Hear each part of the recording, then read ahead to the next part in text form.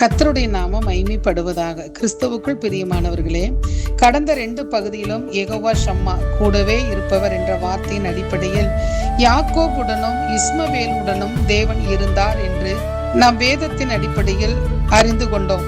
இந்த நாளிலும் ஈசாக்கோடு தேவன் இருந்தார் என்று ஆதியாகமம் 26 அதிகாரம் 1 முதல் 3 வரை உள்ள வசனங்களில் நாம் பார்க்கிறோம்.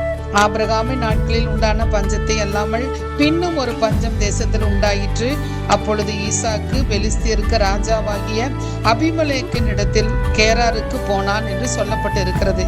அடுத்த வசனத்தில் கர்த்தர் அவனுக்கு தரிசனமாகி, நீ எகிப்துக்கு போகாமல் நான் உனக்கு சொல்லும் தேசத்திலே குடியிரு, இந்த தேசத்திலே வாசம் பண்ணு, நான் உன்னுடனே கூட இருந்து உன்னை ஆசீர்வதிப்பேன் என்று ஈசாக்குக்கு தேவன் வாக்கு கொடுக்கிறார்.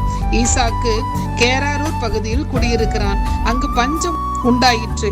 அப்பொழுது தேவன் ஈசாக்கை எகிப்துக்கு போகாமல் அந்த தேசத்திலே வாசம் பண்ணு என்று தேவன் சொன்னபடி அவன் அங்கே அப்படி இருக்கும்போது அவ்விடத்து மனிதர்களுக்கு பயந்து தன் மனைவியாகிய ரெபேக்காலை சகோதரி என்று சொல்லுகிறார். ஏனென்றால் ரெபேக்காள் பார்வைக்கு அழகுள்ளவளானபடியால் அவர் தன்னை கொன்று விடுவார்கள் என்று பயந்து இப்படிப்பட்ட காரியத்தை செய்கிறார். இந்த காரியம் எப்படியோ அபிமெலேக்கு தெரிய வருகிறது. அவர்கள் இருவரும் விளையாடி கொண்டிருப்பதை பார்த்து அபிமெலேக்கு அவர்களை வரவழைத்து காரியங்களை கேட்டு அறிந்து கொள்ளுகிறான்.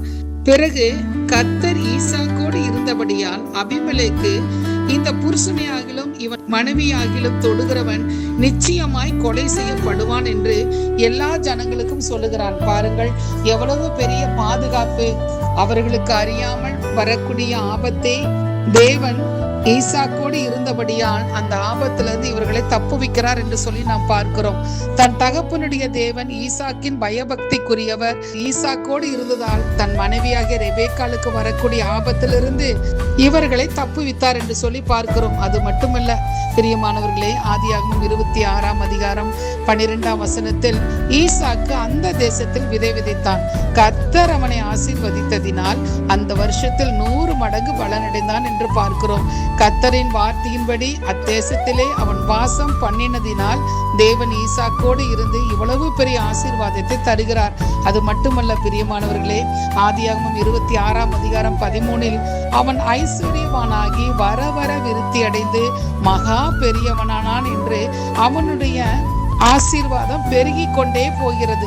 ஆம் பிரியமானவர்களே, தேவன் ஒரு மனிதனோடு அல்லது மனுஷியோடு இருப்பார் என்றால் அவர்கள் தேவ சத்தம் கேட்டு கீழ்ப்படிந்தவர்களாக காணப்படும் பொழுது அவர்களை சுற்றி இருக்கிறவர்கள் சந்திக்கிற வறுமை, தரித்திரம், இல்லாமை போன்றவற்றை தேவ பிள்ளைகளாகிய அவர்களுக்கு அதை அனுமதிக்க மாட்டார். ஒருவேளை அவர்களுக்கு தெரியாமல் சத்ரு அல்லது மனிதர்கள் கொண்டு வர நினைக்கிற பொல்லாப்பை கூட தேவன் ஒரு மனிதனோடு மனுஷியோடு கூட இருக்கும் பொழுது அவைகளை நிர்மூலமாக்குவார். அது மட்டுமல்ல, அவர்கள் வாழ்க்கையில் 100 மடங்கு ஆசீர்வாதம், எல்லா பகுதியிலும் ஆசீர்வாதம், ஆசீர்வாதத்திற்கு மேல் ஆசீர்வாதம் பெற்று தேவனை மகிமைப்படுத்துவார்கள். நாமும் நம்மோடு தேவன் இருக்கும்படி ஜெபிப்போம். ஆமென்.